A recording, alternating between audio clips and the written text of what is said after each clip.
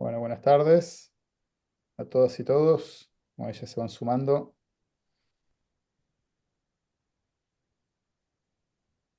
Bien, bueno, comenzamos un nuevo ciclo de clases organizadas por el Consejo Federal de Defensores y Defensoras Generales de la República Argentina. Es una actividad que comenzamos el año pasado y ahora ya iniciamos en este momento con esta primera clase un segundo ciclo. Así que, bueno, muy esperanzados de contar también con la participación de todas y todos ustedes, así que desde ya un fuerte agradecimiento. El tema de hoy es justicia restaurativa en el ámbito de la justicia penal juvenil, a cargo de Silvana Greco, que bueno, la presentaré en unos minutos. Previamente, le voy a dar la palabra a quien es el coordinador general del Consejo Federal, que es el doctor Ariel Alice, que a su vez es el defensor general de la provincia de Río Negro. Así que, sin más, le paso la palabra para que dé unas breves palabras de bienvenida a todas y todos ustedes. Adelante, Ariel. Gracias. Bueno, buenas tardes a todos y a todas. Realmente una satisfacción dar inicio a este nuevo ciclo anual de clases y conferencias con prestigiosos expositores, en este caso, en el día de hoy, con la queridísima Silvana Greco. Y la importancia de comenzar este ciclo con un tema tan, pero tan relevante, no solo por lo que es toda la cuestión de la justicia penal juvenil en relación a niños, niñas y adolescentes, sino también relacionada estrechamente con la justicia restaurativa y las prácticas restaurativas, sobre todo en un ciclo no solo de importantes cambios de paradigma, sino también en este clima de época de no solo pobreza infantil cada vez más importante, sobre todo en nuestra región latinoamericana, que de alguna manera hace mucho tiempo tiene profundas desigualdades estructurales, sino también en lo que hace a la cuestión relacionada con un clima de regresividad de derechos. Destacar en eso que la justicia restaurativa ya empieza a visibilizarse como un verdadero derecho humano, y un poco en relación a esto recordar las teorías de los derechos fundamentales de Robert Alexi, que se indica que así como es tan importante y tan relevante lo sustancial en los derechos humanos, también lo procedimental es igual o quizás más importante todavía en relación a cómo y de qué manera se gestionan nuestros conflictos, y también sobre esa base cómo y de qué manera eso se proyecta en la convivencia de nuestras sociedades. Por eso, tanto como digo, el pilar de, el régimen penal juvenil, pero también este cambio de paradigma, esta herramienta tan fundamental y tan importante como es la justicia restaurativa, es un poco la forma en la que desde el Consejo Federal decidimos que este fuera el tema de inicio, porque consideramos que es en este tiempo, quizás y de cara al futuro sobre todo, el tema más relevante. Así que muy brevemente estas palabras, agradecerles a todos porque hay una importante concurrencia, muchas inscripciones para este importante evento. Y bueno, ya devolverte la palabra a Sebastián para que presentes a, bueno, como ya digo, la querida Silvana Greco, con quien ya venimos compartiendo otros espacios y demás. Así que bueno, nuevamente muchas gracias a todos y espero que disfruten de esta charla importante. Muy bien, muchas gracias, Ariel, por tus palabras. Entonces, bueno, damos comienzo. Ante todo, bueno, también unos agradecimientos a los integrantes y las integrantes del Consejo Federal porque por difundir esta actividad en sus provincias. Tenemos una inscripción, un cupo de 450 personas, así que muy buena convocatoria. Después, bueno, como ya saben, esta actividad como verán, se está grabando, así que también queda después disponible como material de capacitación. Eso va a estar en el canal de YouTube del Consejo Federal y también de la Defensoría General de la Nación y también se va a distribuir por las redes. En cuanto a las reglas del Zoom y de la conferencia, como siempre decimos, pedimos por favor que mantengan los micrófonos apagados, más que nada aquellas personas que están conectadas por celular, que es muy fácil que se activen por ahí cuando ingresan mensajes. Después, en la medida de lo posible, pedimos que tengan las cámaras encendidas. En cuanto al certificado de asistencia, tal como hicimos el año pasado, la modalidad que vamos a hacer, o sea, no otorgamos certificado de asistencia a los inscriptos, sino a quienes están participando efectivamente. Entonces, pedimos que por favor completen el formulario cuyo link ahora Jorge acaba de pegar en el chat. Completen el formulario entonces a través de ese link y para los certificados entonces. Y después la idea, bueno, la modalidad de la clase es aproximadamente de 2 horas, digamos hasta las 18 horas aproximadamente. Pero bueno, la idea es generar también ahí un intercambio con la docente. Después ahí, Silvana, te voy a agradecer que comentes cualquier cosa, qué metodología eh, podés implementar o hablás tu charla o tu clase durante determinado tiempo y se abren preguntas al final o si no, intercambiar. Lo que sí para organizar la intervención, consultas, comentarios por parte de ustedes, pedimos que por favor sean por escrito en su mayoría, salvo que la docente quiera habilitar también que alguien pueda, obviamente es posible que alguien abra el micrófono, pero por favor que no lo haga intempestivamente, sino que levante la mano, haciendo uso de la función de levantar la mano, así vamos organizando bien las preguntas para que no sea un lío. Bueno, sin más, entonces, ahora sí, presento a la doctora Silvana Greco. Ella es especialista en mediación, facilitación y gestión y transformación en conflictos. Es coordinadora del programa de resolución alternativa de conflictos de la Defensoría General de la Nación. Es directora también del programa de formación de posgrado en negociación y resolución de conflictos en la Facultad de Derecho de la Universidad de Buenos Aires. Ha sido consultora internacional en métodos consensuales de abordaje de conflictos, habiendo trabajado para el Programa para el Desarrollo de Naciones Unidas, PNUD, y también del Banco Interamericano de Desarrollo, entre otros organismos. Ha realizado múltiples investigaciones sobre programas de gestión y transformación de conflictos ligados a la justicia y desarrollado programas de formación en universidades nacionales y del extranjero. Y bueno, a su vez tiene numerosas publicaciones sobre esta temática. Así que, bueno, sin más, Silvana, agradecerte muchísimo por aceptar participar acá con nosotros en esta primera clase. Y bueno, te cedo la palabra y cualquier cosita, cualquier duda que tengas, vamos hablando. Gracias. Bueno, buenas tardes a todas y a todos. Muchas gracias, Sebastián. Muchas gracias, Ariel. Eh, Me siento muy contenta de poder compartir estas 2 horitas. Eh, en particular, vengo de un recorrido y de un campo de trabajo que tiene que ver con los conflictos y los procesos de diálogo. Entonces, siempre para mí, cuando puedo conversar con defensores, defensoras o personas que cumplen una función diferente, me enriquezco mucho, porque tenemos seguramente muchas cosas para aprender los unos de los otros. En particular, desde hace 10 años estoy en la defensa pública y desde ahí del programa de resolución alternativa de conflicto del que habló Sebastián, eh, estamos desarrollando experiencias con el abordaje y la justicia restaurativa, además de trabajar en otros espacios en ese tema.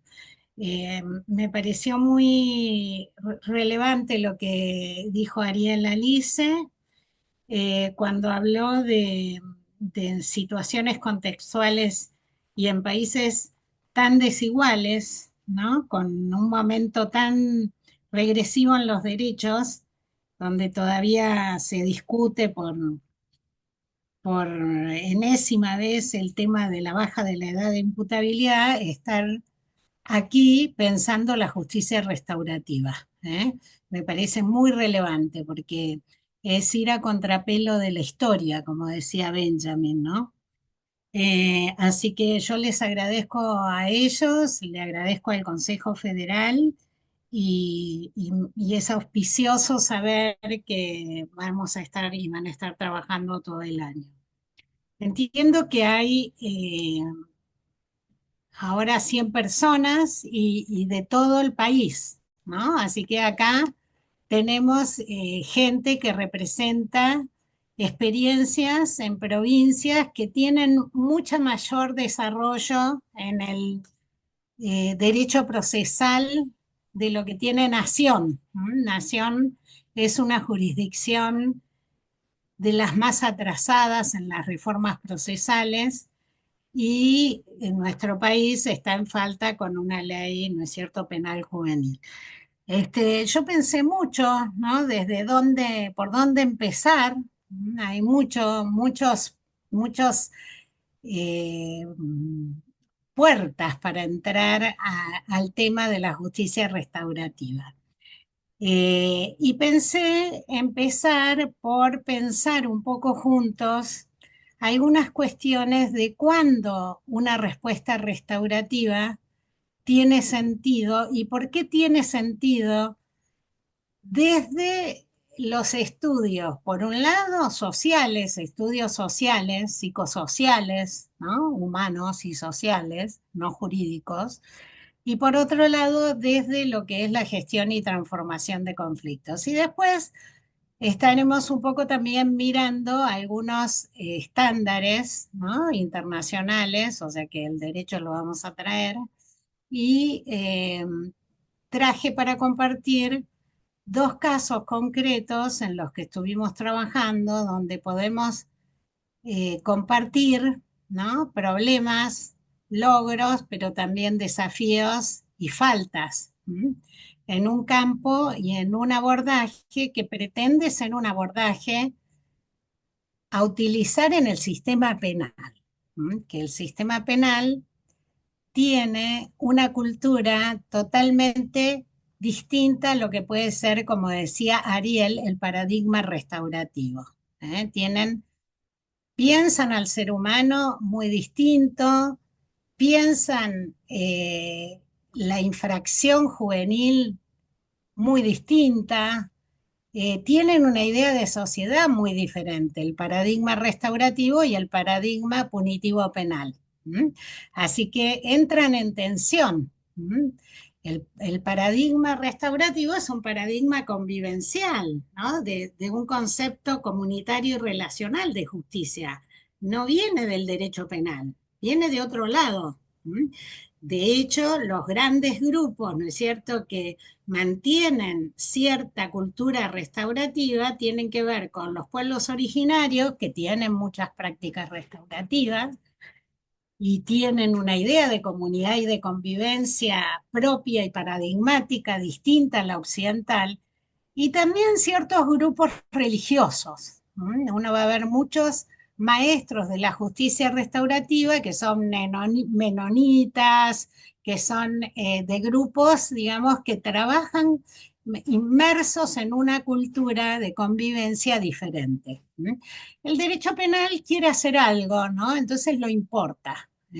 Cuando le importa, y hay que ver cómo pueden convivir sin que uno pase nada más que a hacer una prótesis del otro, aumentando, ¿no?, el tratamiento de casos que no deberían estar quizás en el sistema penal. Así que bueno, ahí vamos, voy a compartir el Power. Les propongo, Sebastián, no sé si vas a coordinar vos un poco la participación, pero a mí me interesaría como desarrollar algunas cosas, hacer una pausa, preguntar, que ahí ellos puedan o ellas puedan preguntar o puedan comentar o criticar o mostrar las disidencias, y después sigo con otra parte y lo mismo, o sea que podamos ir parando, que no quede todo para el final, siempre mi experiencia cuando somos tantos es que al final no hay tiempo para las preguntas y al final la participación queda suprimida. Así que yo prefiero como ir parando. Voy a poner el power, ¿eh? Y sí, me parece que siendo 100 la utilización del chat escrito, si alguien lo lee, porque yo no lo voy a poder mirar, eso sí. Así que sí, sí. No, quédate tranquila, Silvana, que nosotros con Jorge vamos a estar atentos al chat. En el caso que aparezca alguna pregunta, la vamos juntando y cuando vos digas de hacer una pausa, ahí te las leemos o te avisamos. Y lo mismo Perfecto, si hay la mano levantada. perfecto, gracias. Entonces voy al power.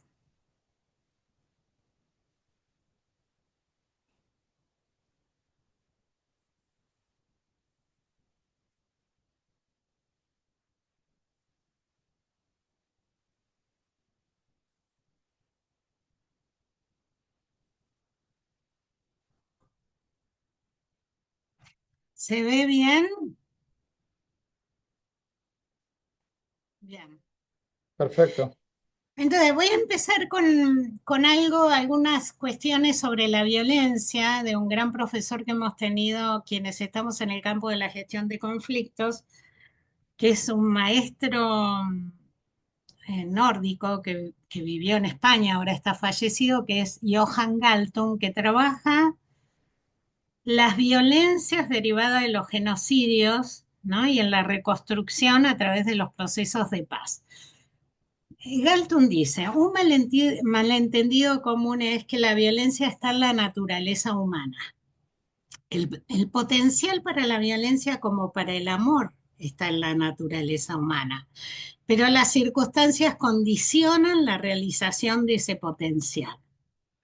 Esto es muy importante para pensar por lo menos cómo abordar el tema restaurativo. O sea, la violencia está en la naturaleza humana, pero la verdad que también está el potencial para el amor. ¿De qué depende? De las circunstancias vitales, contextuales, que condicionan el desarrollo y la realización de ese potencial.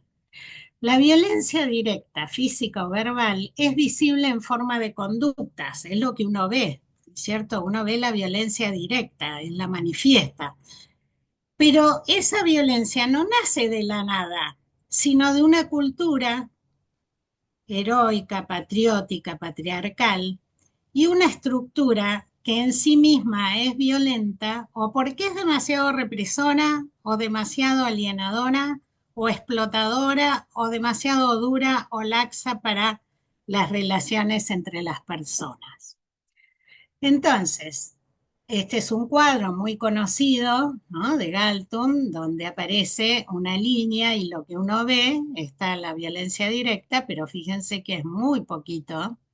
Lo que no se ve, ¿no? Y es invisible es la cultura violenta y la estructura, ¿no? Patriarcal, la estructura porque es muy jerárquica, la estructura porque, es decir, cómo se relacionan los valores, las prácticas, las normativas, todo lo que compone una estructura.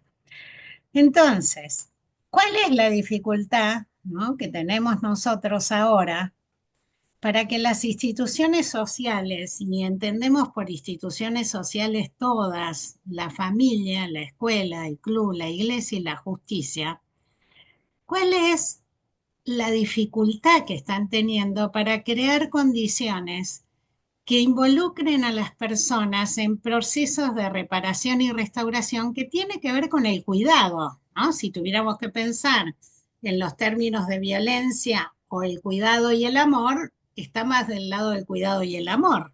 Entonces, ¿cuál es la dificultad que están teniendo? No solo el derecho penal, sino la familia, la escuela, el club, la iglesia.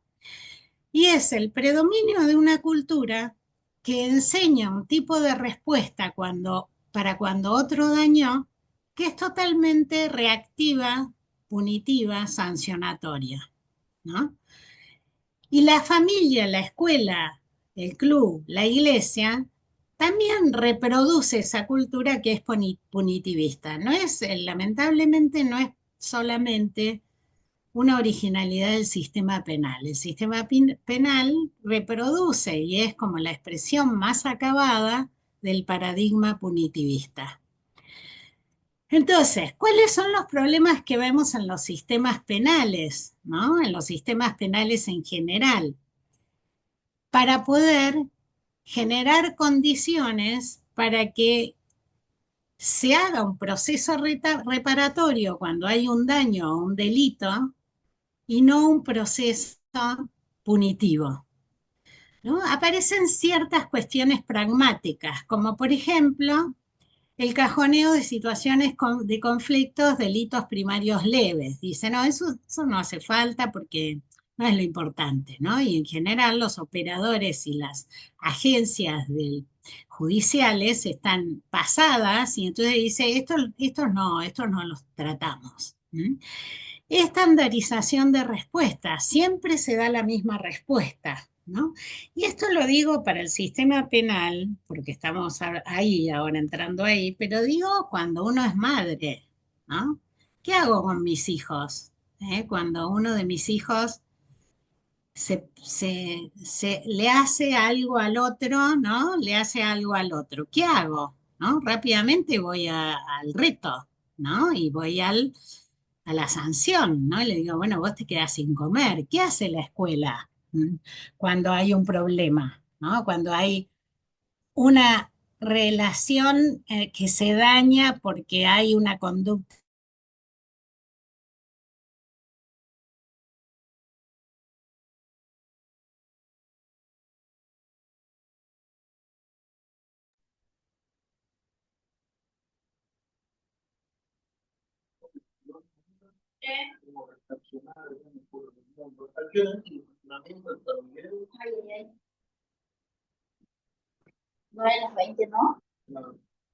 Perdón, Silvana, estás muteada. No sé qué. Ahí está. Alguien está con el micrófono abierto, que no sé quién es, pero Sí, sí, por favor, controlen los micrófonos. Ahí está, perdón. entonces, Adelante. no, no, está muy bien. Estábamos mirando un poco, si es cierto que el individuo tiene ese potencial para el amor como para la violencia, ¿qué le pasa a las instituciones sociales, entre ellos la justicia, que no pueden crear condiciones para que emerja ese potencial de cuidado para las relaciones, ¿no es cierto? Entonces decíamos, ¿qué pasa en los sistemas penales? Hay una estandarización de las respuestas, siempre lo mismo. Hay que cuidar los tiempos, la velocidad, tratamos a todos los jóvenes que están de imputados aunque tengan biografías muy diferentes de la misma manera. Hay una única idea de buen resultado, que es conseguir una respuesta rápida y cerrar la causa. Eh, los operadores ofrecen siempre la misma herramienta, aunque las personas que están involucradas tengan necesidades diferentes. Hay ausencia de distinción de situaciones que requieren la intervención de autoridad, ¿no?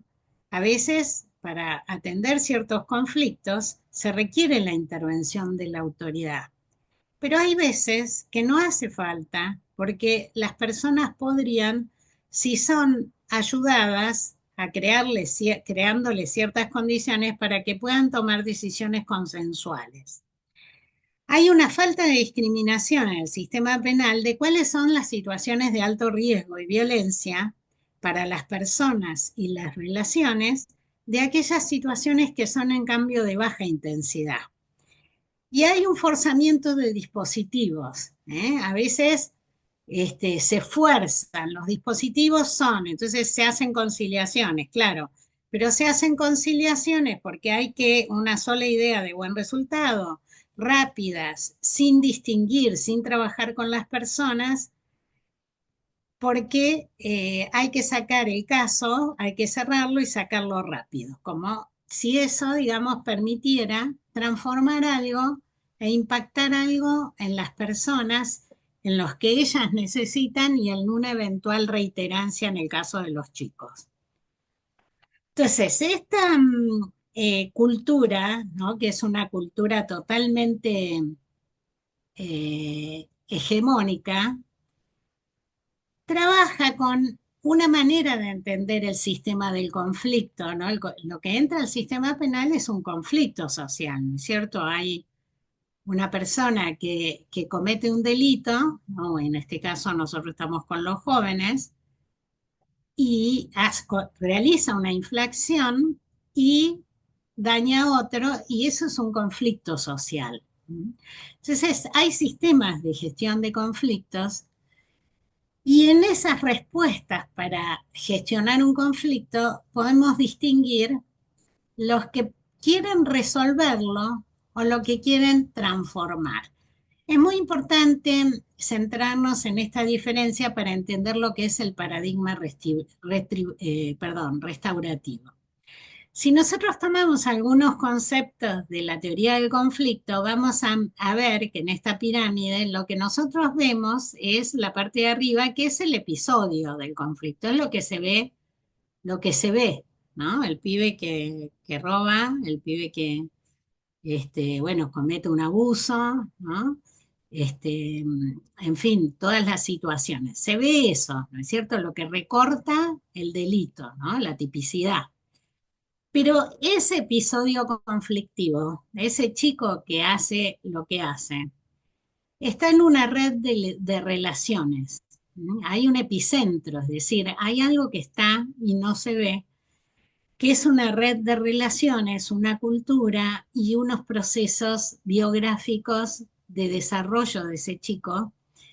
Y como decía Ariel, un país con altos niveles de desigualdad en la que los chicos que en general son captados por el sistema penal tienen intersecciones de discriminaciones varias, ¿no?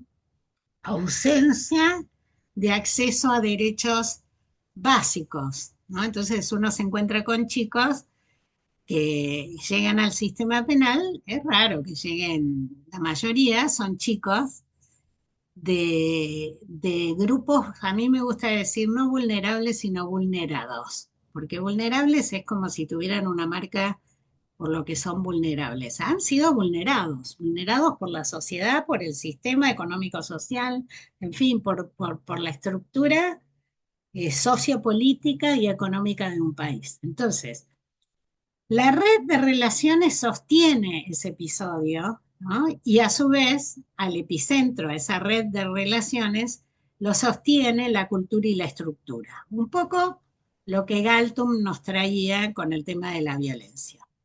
¿Qué hacen los sistemas de justicia formal, penal? Por ejemplo, la conciliación, la probation, el juicio, sea con condena o absolución, ¿qué hacen? Recortan el episodio. ¿eh? Trabajan con aquello que se ve que es lo que robó, lo que abusó, ¿no? Lo que pegó, ¿no? Lo que se ve. Estos procesos de producción de acuerdos, salvo el del juicio con condena o absolución, la conciliación, la probation, y aún el juicio abreviado, trabajan con el episodio, es decir, aquello explícito, lo que se ve, lo visible, lo manifiesto. No se meten con la red de relaciones, y menos aún con la historia y la estructura. El sistema restaurativo, el paradigma restaurativo, la cultura restaurativa, para pensar que es algo, digamos, mayor que solo hacer acuerdos, se mete con el epicentro. Tiene que entrar a ver esa red de relaciones, ¿no? ¿Qué pasa en la familia con ese chico y en su entorno? ¿Cuáles son la red de sus relaciones? ¿No? ¿En qué se sostiene él? ¿no? No estamos, los seres humanos no podemos vivir solos, somos muy dependientes, interdependientes. Es uno de los pocos mamíferos que si no tiene un bebé, no tiene cuidados, muere. Los animales pueden no morir porque se las arreglan de otras maneras. O sea que hay una interdependencia en la convivencia, no podemos vivir solos. Y a su vez siempre el ser humano está atravesado por una cultura y por una estructura ¿no? Social, una estructura familiar, una estructura escolar, de religión, educativa, que lo construye y que lo moldea. Entonces, el sistema restaurativo entra acá a buscar necesidades, valores, identidades y redes. Tiene que trabajar acá. Esto me va a llevar a sostener, aunque sé que muchas veces me odian o no están de acuerdo, no sé si me odian, pero no están de acuerdo, sobre todo los defensores que tienen una habilidad muy desarrollada para hacer acuerdos.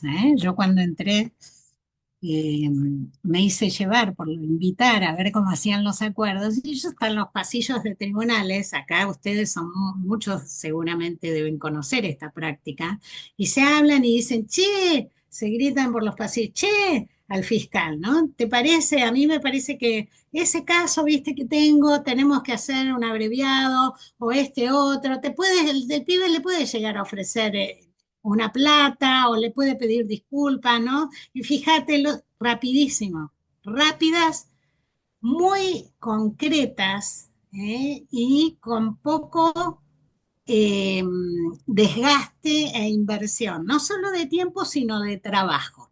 ¿eh?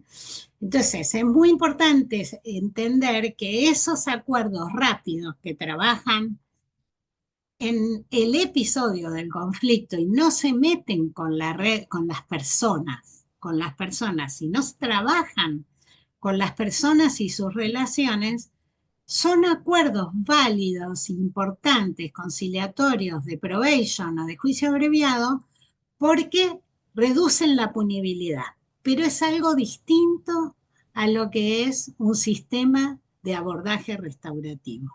Porque el sistema restaurativo tiene que trabajar con las personas en este plano del epicentro y de la historia. Entonces lleva más tiempo, requiere interdisciplina y no se puede hacer de una manera que no involucre a los sujetos. ¿eh? No involucre a los sujetos.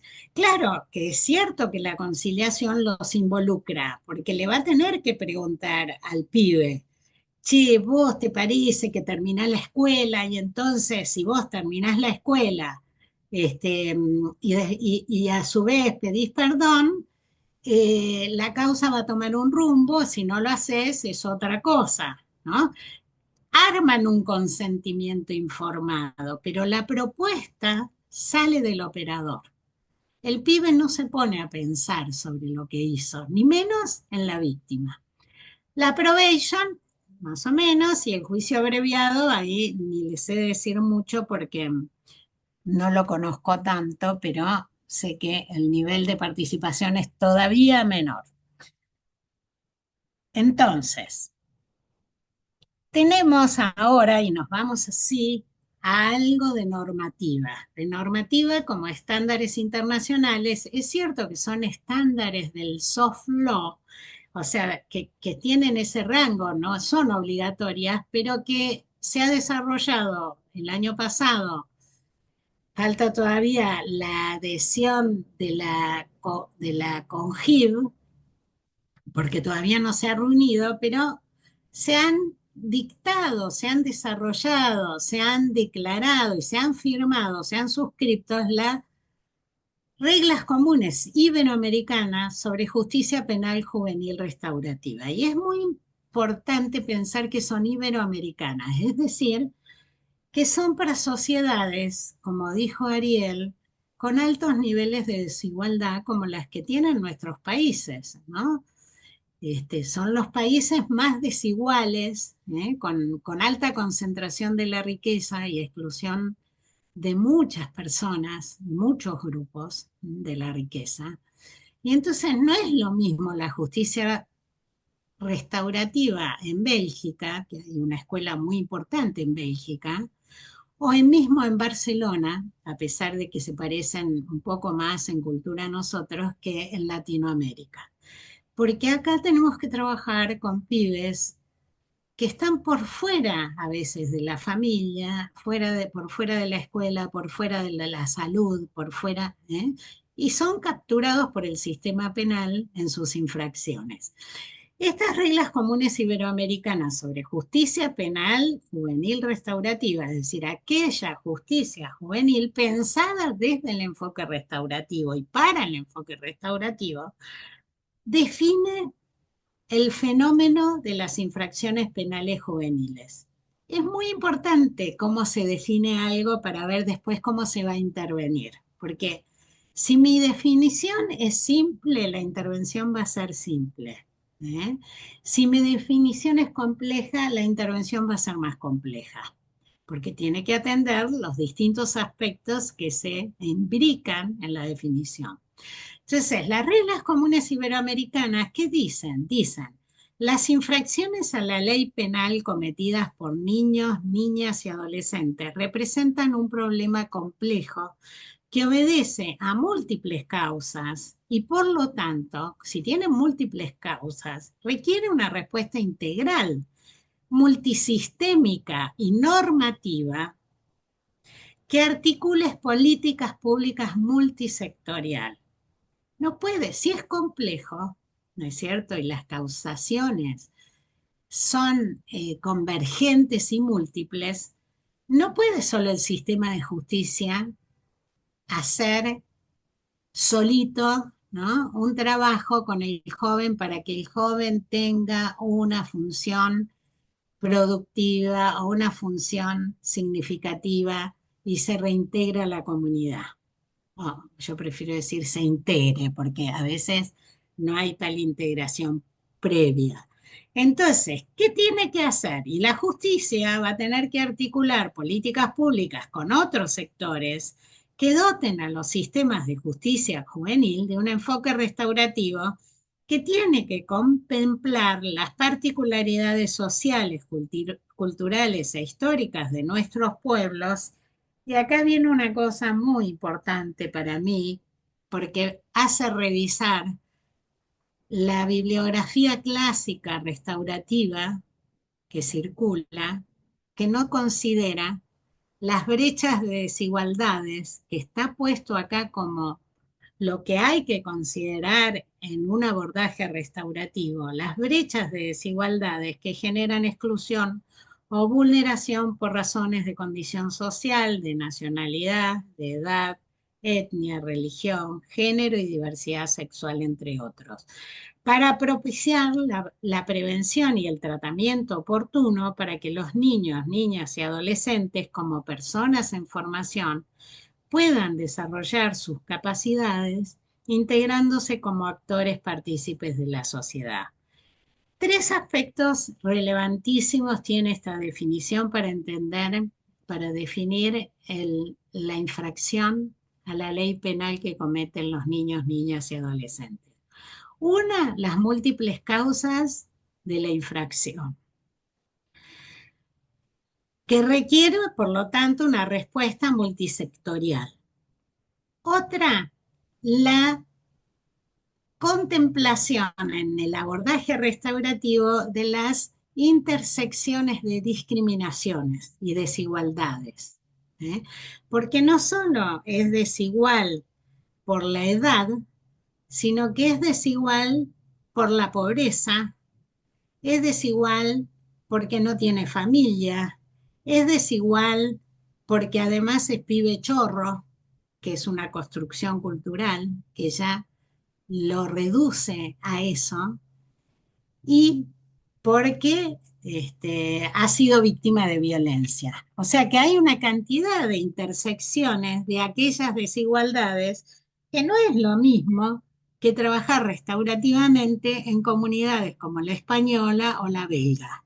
O sea que nosotros los que trabajamos en justicia restaurativa tenemos que revisar cómo se usan los conceptos básicos para entender la restauración. ¿Eh? Y a su vez refiere a algo muy relevante, que es los adolescentes son personas en formación. ¿Qué quiere decir? que lo que se haga desde el derecho penal restaurativamente tiene que poder acompañar para que se desarrolle y evolucione, porque todavía los adultos, la familia, la sociedad y el Estado tienen una función con los niños, niñas y adolescentes, que es acompañarlos en su desarrollo. No es lo mismo un adulto.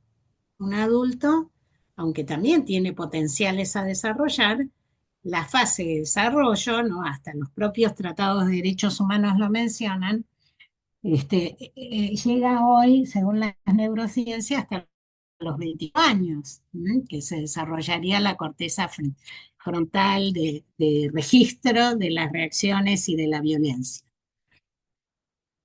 Estas mismas reglas comunes iberoamericanas hace también una distinción y una definición, y dice: un derecho penal especializado tiene que tener un enfoque restaurativo. Ya no es especializado solamente, como dicen desde hace más de 30 años, el plexo normativo internacional de niñez y adolescencia, sino que además le agrega estas reglas iberoamericanas que tiene que tener un enfoque restaurativo. Y sus objetivos específicos son que debe favorecer la construcción de un espacio sociocomunitario para que se involucren otros y se signifique lo que sucedió. Tienen que trabajar esas personas no para hacer acuerdos rápidos, sino para comprender cuáles son las búsquedas que este chico hace cuando comete una infracción. ¿Eh? ¿Qué es no solo las causas, sino qué necesidades hay insatisfechas que son gritadas a través de la comisión de los delitos? Entonces, tiene que trabajar para generar, abrir un proceso para que estos chicos aprendan, ¿no? Se responsabilicen, pero la comunidad cercana, la familia y los referentes adultos, si no hay familia, se corresponsabilizan para que se puedan atender las necesidades y las consecuencias lesivas derivadas de estas infracciones. O sea que acá ya está poniendo un término que se usa poco en la bibliografía tradicional de justicia restaurativa, en los manuales, que es la palabra que tiene que generar corresponsabilización colectiva. Entonces, ¿sumado a qué? ¿A qué otro estándar tenemos que sumar para entender a qué llamar restaurativo y no confundir acuerdos transaccionales rápidos que reducen la punibilidad y son valiosos con un trabajo restaurativo? ¿Eh? El derecho humano a la participación de niños, niñas y adolescentes, tal cual lo define una declaración de UNICEF. Dice que la participación que tienen que tener tiene que ayudarlos a construir ciudadanía. Esta es una aspiración muy específica y muy alta. ¿Eh? ¿Qué dice? Que es un derecho humano, ¿no? La participación, hay mucho ya desarrollado, ustedes, ahí yo aprendo de ustedes más que poder enseñarles de todo lo que es participación e información, el derecho de los niños, niñas y adolescentes a la participación y a la información. Un derecho humano fundamental, dice esta declaración de UNICEF, que contribuye a la construcción de ciudadanía. Lo ayuda a fortalecer capacidades, a desarrollar confianza y a que pueda, cuando se involucra participativamente por el tipo de participación que hay que darle, a promover un compromiso, ¿no es cierto?, de participación democrático, ¿no?, del Estado de Derecho, palabras que hoy están un poco dejadas de lado, y puede participar a la formulación de políticas públicas, aspiración alta, pero me importa más esto de si un tipo de participación que tiene que fortalecerle capacidades y confianza y promoverle compromisos. Dice esta declaración de UNICEF. Tiene que haber involucramiento y asertividad, dice, y los define, dice. El resultado que se obtiene cuando los individuos adquieren habilidades que les permiten impactar en sus propias vidas y en las vidas de las personas. Si impactan en sus propias vidas, impactan en las vidas de los que tienen alrededor. Y por lo tanto, en las organizaciones en las que participan, las comunidades, y de esa manera pueden realizar o exigir el cumplimiento de sus derechos. Acá me quedo un ratito, Sebastián, dejo de compartir y abrimos un poco a comentarios, porque ya me voy a otro tema ahora. Perfecto, Silvana. Comentarios o preguntas por el chat no veo todavía, pero bueno, si alguien quiere pedir la palabra o escribir en el chat, si no,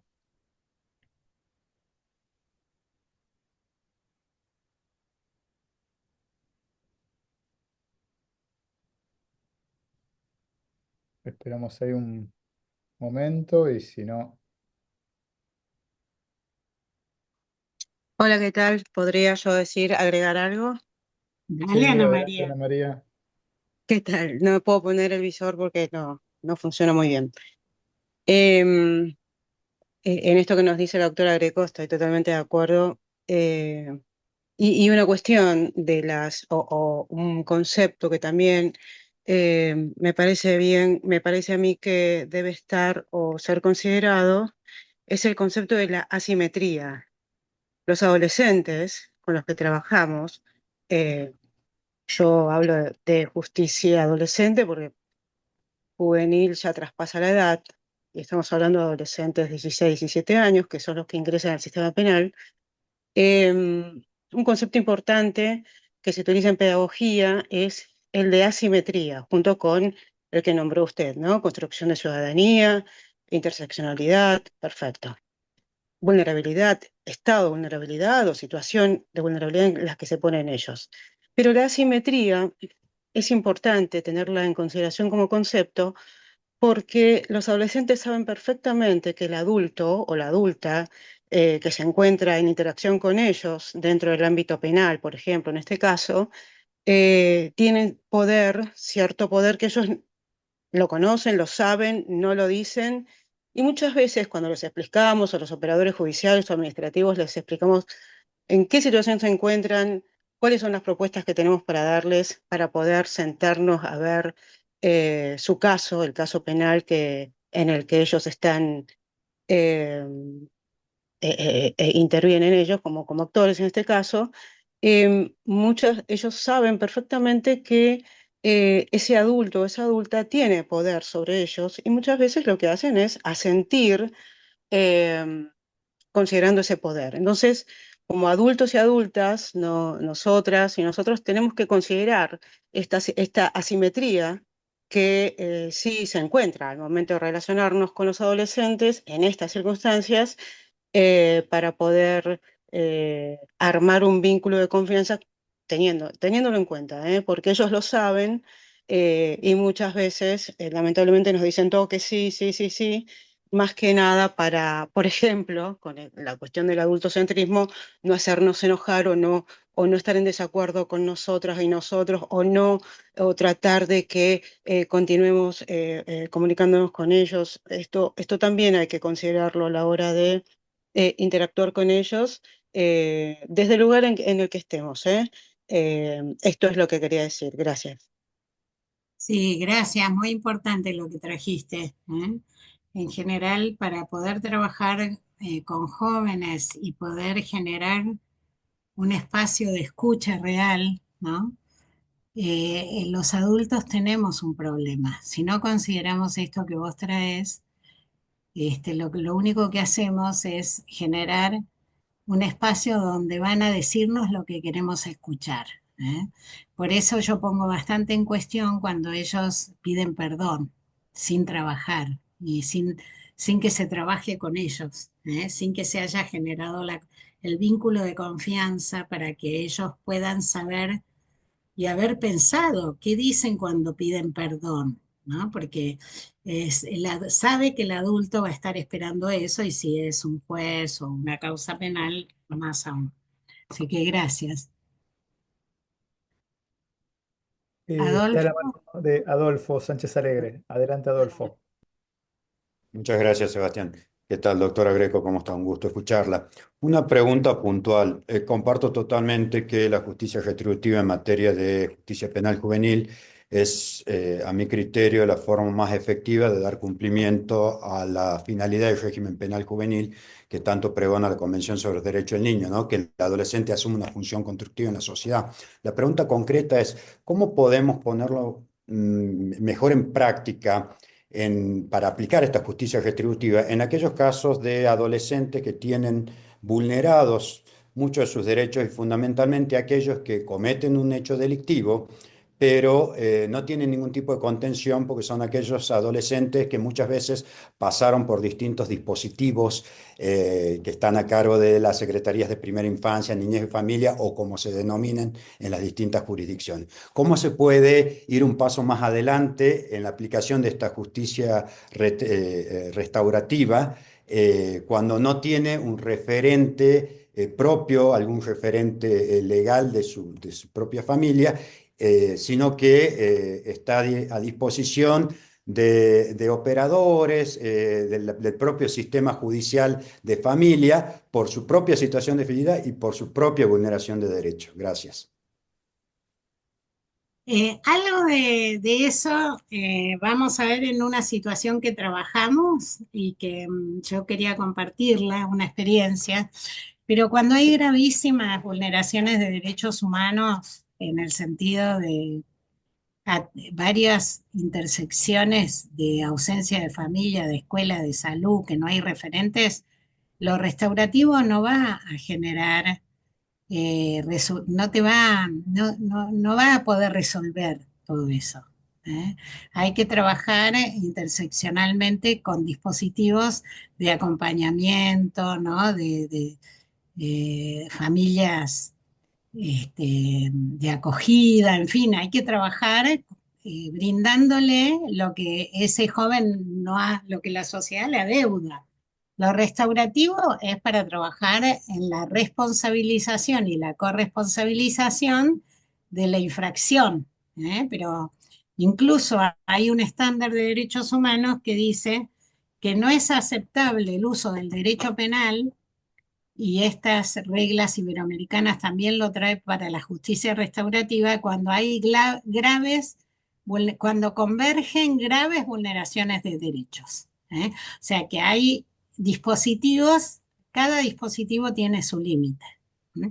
Igual vamos a compartir una situación donde el chico tenía vulnerabilidades varias, pero había un resto de sostén familiar.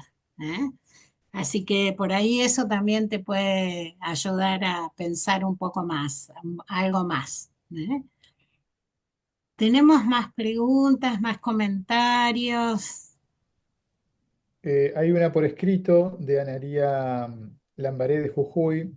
Consulta. Desde el consumo problemático y con adolescentes que además atraviesan distintas vulneraciones, son usuarios de salud mental, lo cual puede llevar a la comisión de delitos como sería la mejor forma de, perdón, la pregunta sería cómo sería la mejor forma de abordar esa situación para una efectiva protección. Gracias, Ahí Analía. otra vez el sistema de protección integral que no funciona, por lo menos en mi experiencia acá, funciona bastante mal e insuficientemente, debería estar interviniendo. ¿Eh?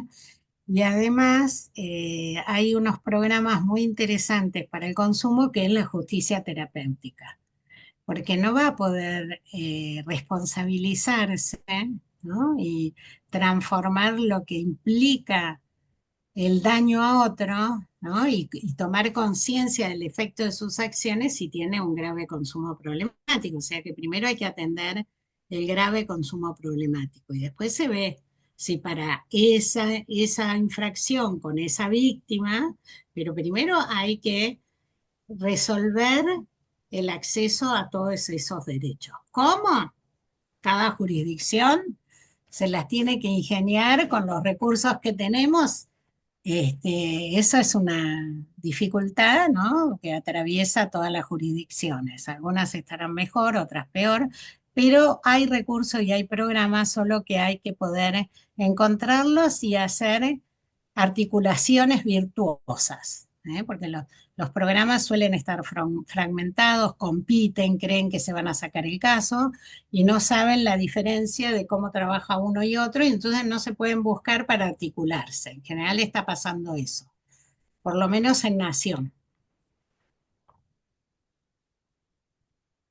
Bueno, no hay más preguntas, así que Entonces avanzamos. Vamos ahora, un poco yo voy ahora a compartir lo que es mi experiencia práctica con el equipo de resolución de conflictos del Ministerio Público de la Defensa de Nación en el sistema nacional, que tiene, como ya dijimos, bastante atraso procesal, porque muchas de las provincias de ustedes tienen hasta ley de mediación penal. Río Negro tiene una, no sé si ya la puso en marcha o no, pero hay muchas provincias que tienen programas de mediación en marcha, mucho desarrollo que Nación no tiene.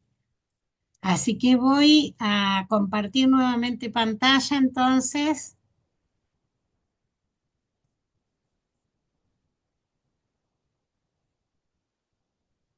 ¿Se ve?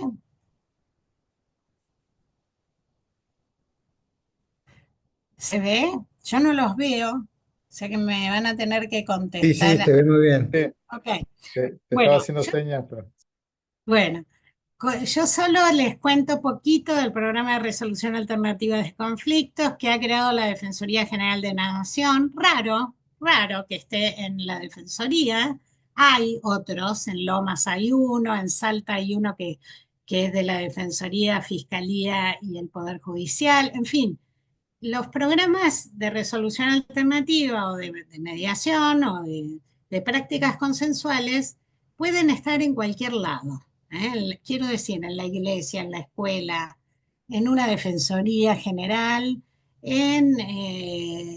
pueden depender del Consejo de Magistratura, pueden depender de cualquiera. Lo importante es cómo están formados quienes lo conforman y el nivel de autonomía que se le confiere para las prácticas.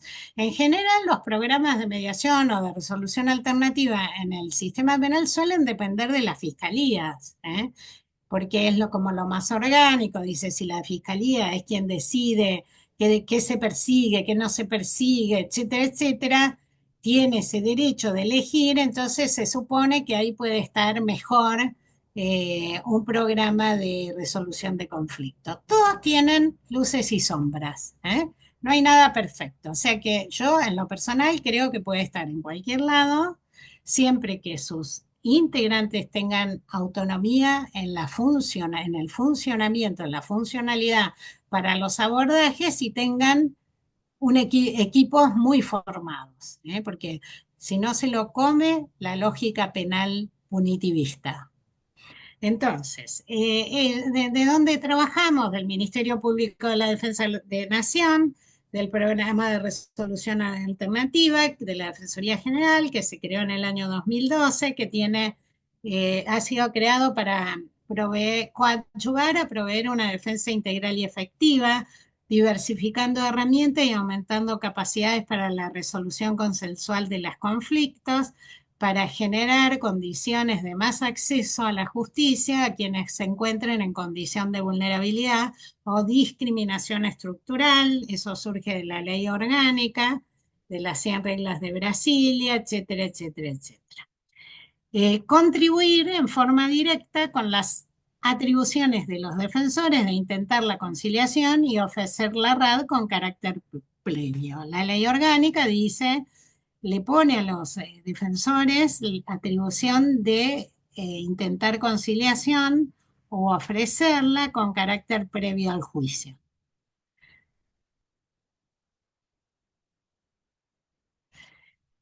En el año 2018, en este programa, desarrollamos lo que se llama facilitar la comunicación y el diálogo en conflictos en los que intervienen defensores, defensorías, asesorías o oficinas de la Defensoría General, ¿no? Del Ministerio Público de la Defensa. Y desde el 2018 se vienen realizando intervenciones con enfoque restaurativo.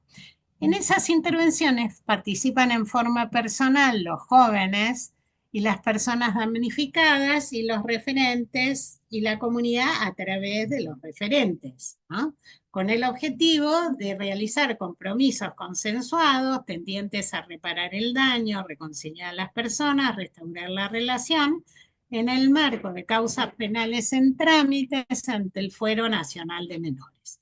Esta intervención desde el 2018 fue el antecedente donde se hizo experiencia para que en el año 2024, es decir, el año pasado, se cree el equipo de trabajo especializado en mediación y prácticas restaurativas con adolescentes y jóvenes que funcionaría como un proyecto piloto porque hay una resistencia bastante marcada de fiscales, también de defensores y de jueces de utilizar las prácticas de conciliación, reparación integral. Entonces, a contrapelo de lo que viene pasando en este momento, ¿no? Del contexto más general del país, la Defensora General crea este equipo para que entable un diálogo con los restantes operadores penales del fuero y en restantes operadores, Ministerio Público Fiscal, el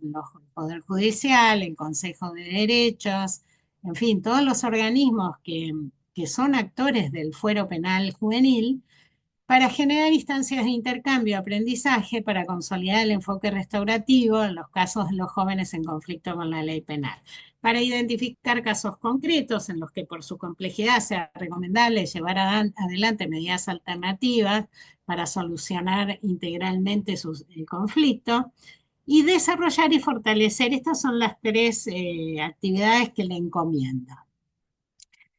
En ese marco, quiero compartir un par de casos, ¿no? Uno que es previo a la experiencia piloto, pero que fue el antecedente que abrió la jurisprudencia para que en el año 2024 podamos trabajar desde un abordaje restaurativo por fuera de la conciliación y la reparación integral.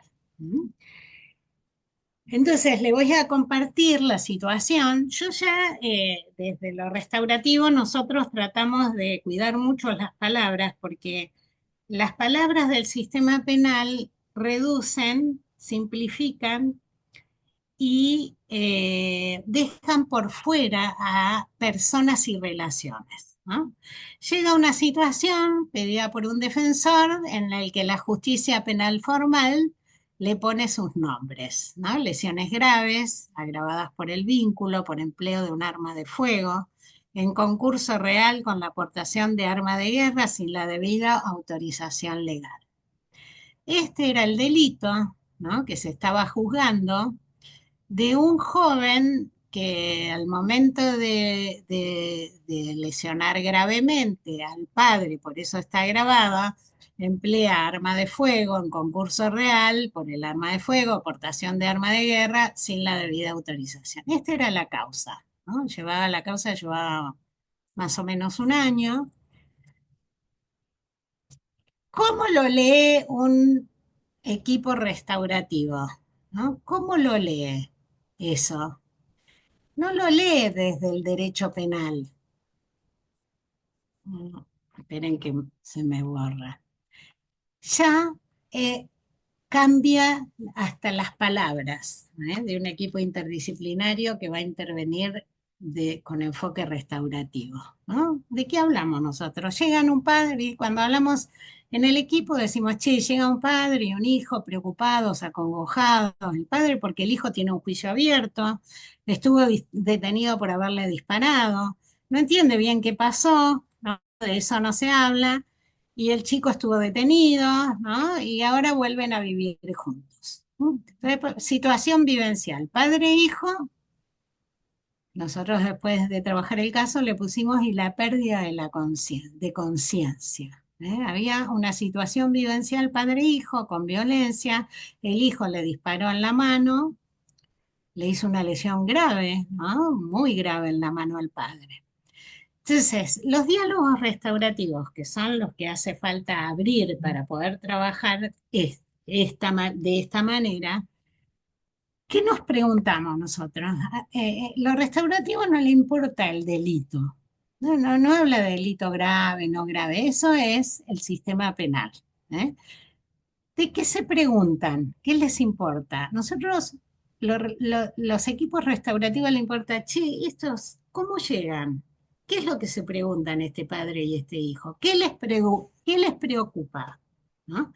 Entonces se entrevista desde ahí, desde una curiosidad para abrir a una escucha que implica, como decía nuestra colega anteriormente, implica desarmar o crear condiciones para que la asimetría no impida el diálogo y crear confianza.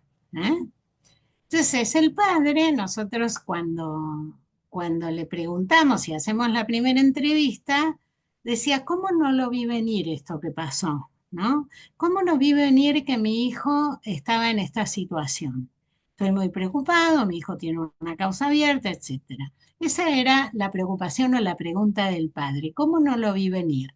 Y el hijo, ¿qué decía? Bueno, no sé, yo hice esto, no sé, a mi papá lo que más me preocupa es no decepcionarlo, no sé cómo hacer porque no podemos hablar. ¿Eh? Entonces, ¿qué hacemos? ¿Qué se hace? Escucharlos para que hablen, para que mientras habla se escuchen en sus valores, sus ideas, necesidades, y promover eventualmente un encuentro que haga lo que hace lo que se llama en la psicología vincular el efecto presencia, es decir, el encuentro con el otro tiene un efecto fortísimo que es siempre un acontecimiento, no sabemos cómo va a salir. Uno se encuentra con un otro, tiene la idea de hablar de determinadas cosas, pero cuando se encuentra se olvidó todo y no habla nada de lo que tiene que hablar y la conversación se va para otros lados. Es siempre lo que en filosofía se dice un acontecimiento, es un fenómeno acontecimental. Sucede mientras se encuentran. ¿Eh? Entonces, si se puede, en estos diálogos de la facilitación de la comunicación y diálogo, de este equipo, lo que se hace se los junta para que puedan hablar cada uno y poner en común su sentir, pensar, ¿no es cierto? Y en su relación y su relación con el otro. Les cuento algo del relato del padre. ¿Vamos bien? ¿Estoy aburriendo, che? Yo no los veo, ¿viste? Me cuesta esta cosa tan extranjera de estar acá atrás de la pantalla, ¿no? ¿Vamos bien? Perfecto, Silvana. Creo que hablo en representación de todos aquí conectados. Bueno, por lo menos vos, Sebastián, estás bien. El Bien. padre, algo del relato del padre. Cuando los entrevistamos, las entrevistas no es una que uno le pregunta, que eso es valioso para otro tipo de trabajo. Él está en una seria crisis con su trabajo, él tiene un trabajo muy vocacional, pero muy comprometido, que le lleva el 100% de entrenamientos de años, dedicado fuertemente, ¿no? Que tiene como una institución que le requiere muchas horas y mucha parte de su vida transcurre ahí. La esposa de él, la madre de sus 3 hijos, lo abandona sin palabras, sin hablar. Él no sabe por qué se va. Está la esposa que también trabajaba en esta institución, ¿no? Vocacional y casi totalizante, ¿no?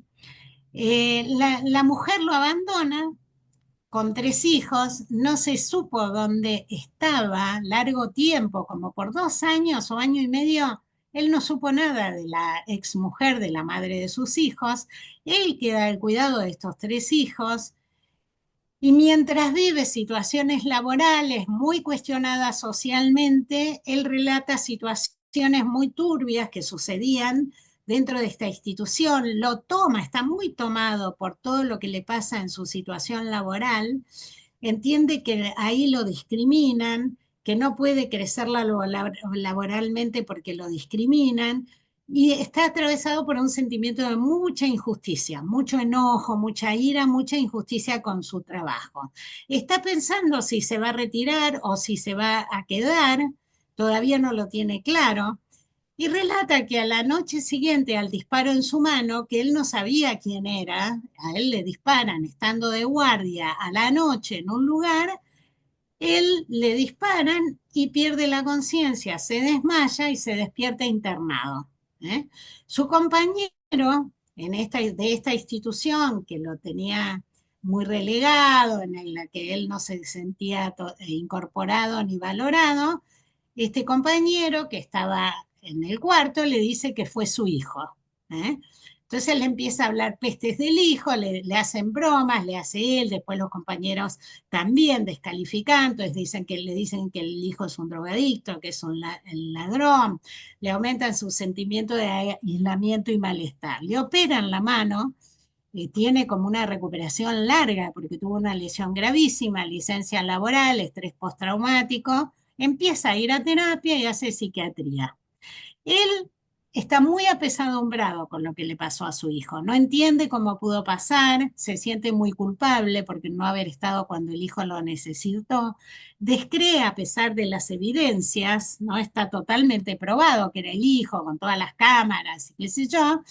El hijo, luego de salir de y eso fue a la noche, él estaba de guardia en uno de los lugares donde tenía que hacer guardia, se acerca a un lugar porque ve una sombra arriba, como en un puente que había a la noche en este lugar, y ahí después se desmaya y amanece en el hospital con esta lesión.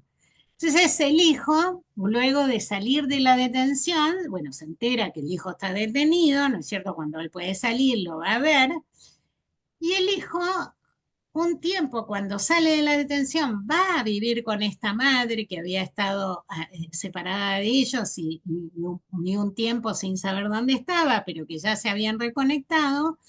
Pero después de unos meses de vivir con la madre, este hijo vuelve a vivir con él. ¿Eh?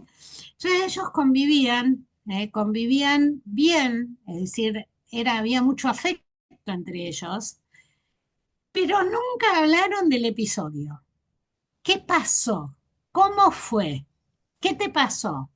Nada, no lo podían hablar. Ellos no hablaban del episodio. Él valora al hijo, habla muy bien del hijo, dice que el hijo es súper estudioso, que trabaja en un restaurante de noche, que mientras estudia trabaja, que tiene pareja, que entrena, que son corredores, que él lo entrena, los dos son corredores y él lo entrena. Entonces, él no sabe, no supo lo que le pasó al hijo, ¿no? Salvo que después él se enteró que el hijo consumía. ¿Eh? Se enteró cuando el hijo ya estaba preso, ya estaba detenido, sé que no es la palabra para los jóvenes, pero estaba detenido, estaba en el primer tiempo que estuvo en la residencia, en la institución, y que el día que salió de la casa, él sabe que salió con una mochila para ir a la escuela y sucede eso a la noche, el internado y el hijo preso. ¿Mm? Algo del relato del hijo, mucha más relato, yo solo para poder compartir algo que me parecía lo más significativo para poder compartir con ustedes esta situación de trabajo, ¿no? Restaurativo. Algo del relato del hijo, habla de su historia, ¿no? Relata, estaba muy sentido todavía por las peleas de la madre y el padre cuando entraron en crisis. ¿Eh? Tuvieron como 2 años mal como padres, con mucha pelea en el hogar. La madre lo tomó a este hijo de confidente, ¿eh? lo tenía más de amigo que de hijo, entonces era infiel con el papá de este joven y le contaba a este hijo, a este chico lo abrumaba, se sentía muy deslealtad con el padre, que la madre le contara que estaba que tenía relaciones con otro hombre, que estaba con otro hombre también. Sucede el abandono de la madre y el único que sabe dónde está la madre es él, porque lo contacta él. Otro peso para este chico en relación a su relación con el padre. O sea, que era un chico con un problema enredado en un problema de lealtades por la pelea y el manejo que hacían los padres. ¿Mm?